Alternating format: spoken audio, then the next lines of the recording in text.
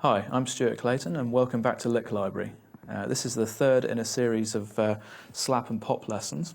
We've already covered the basic slap and the pop in lesson 1, as well as the muting technique.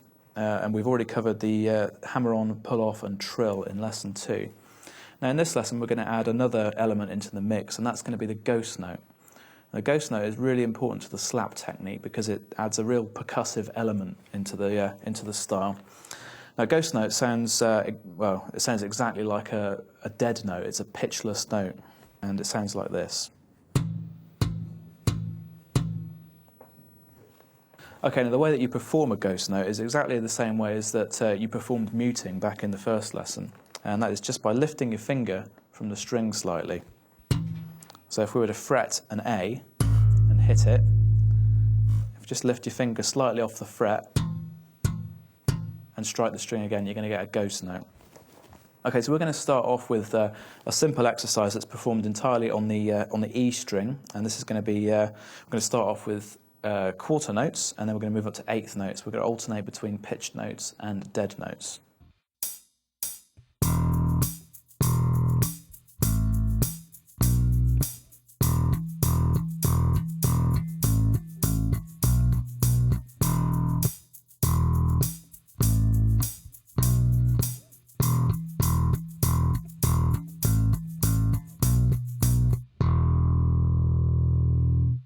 Okay, that's all there is to explain about ghost notes. We're now going to look at a series of bass lines that put these to use. This first one is going to be in the key of E.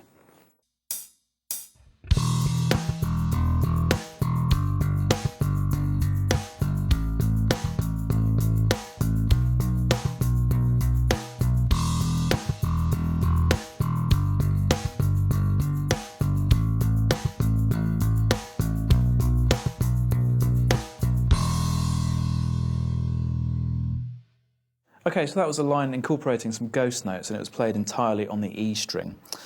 So I started off with a basic figure of 2 eighth notes followed by 16th notes. And that pattern was used in all 4 bars. I just altered the slapped note from an E to be a G, an A and a B. Okay, let's look at another use of the ghost note, and this is used in the same manner that Mark King might use the ghost note. There's like a sort of a chugging rhythm. And what I mean by that is this popular figure of an eighth note followed by 2 ghost 16th notes, and you get this kind of effect. So you get a kind of chugging rhythm. So we're going to look at an exercise now that exploits that.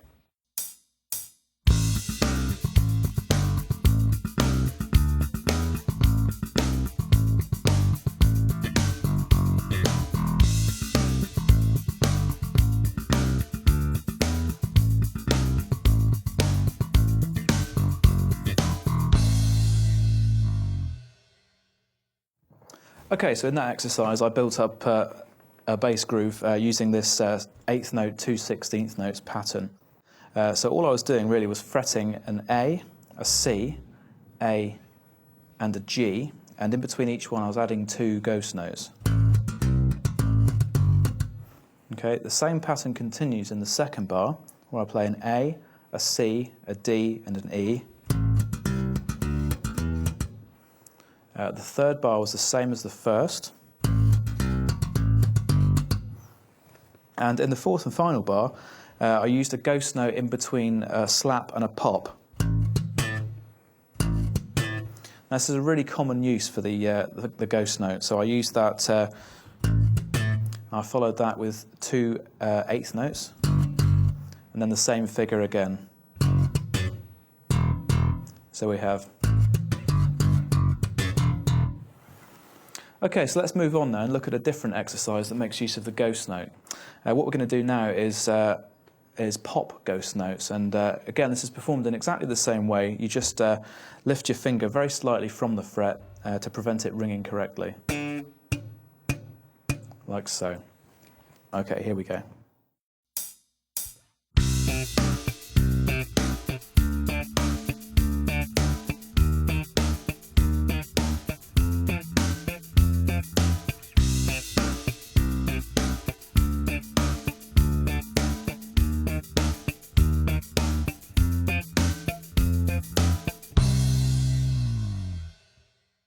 Okay, now we're going to look at another groove that uses a ghost note in between popped notes, and we're going to extend what we looked at in the previous exercise to include 2 pop notes with a ghost note in between each one. So we're going to have a figure like this.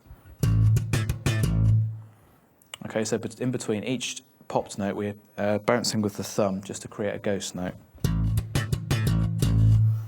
Okay, now let's look at a bass line that incorporates that figure.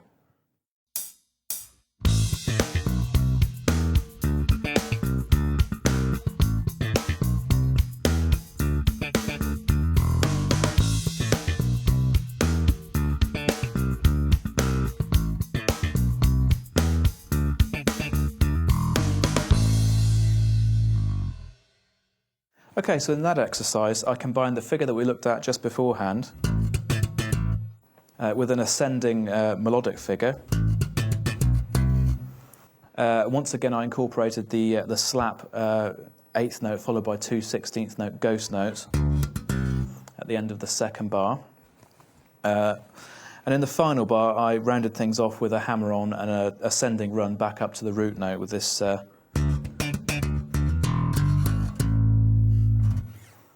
Okay, so that's one of the more popular uses of the ghost note in the slap and pop context. Let's look at another groove now that puts it to use in a different way.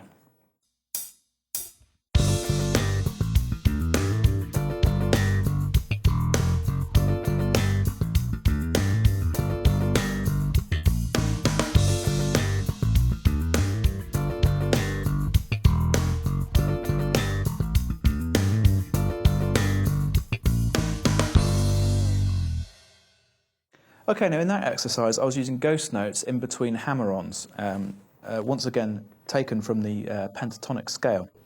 So in the first bar we have 2 slapped root notes, and then a popped octave, and then I played a ghost note followed by a hammer-on, followed by another ghost note, followed by a hammer-on, another hammer-on and a pull-off. Okay, so that first bar. Okay, so it's using the ghost note in between hammer-ons. The second bar, I used the ghost notes as a percussive effect, rather like a kind of a drum fill in that kind of context. Bar 3 was identical to the first bar, and in the final bar I used the percussive slap and pop figure again. Okay, so now let's look at a final exercise that uses the ghost notes. In this exercise we're going to use them between popped notes again.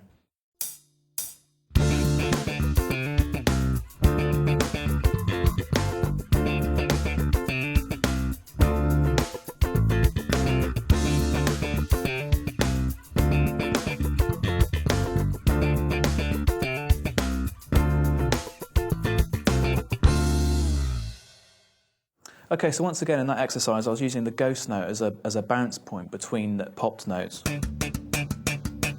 in that kind of way. It's a really popular use for the ghost note, and it should add an extra element of spice to your own slap and pop lines.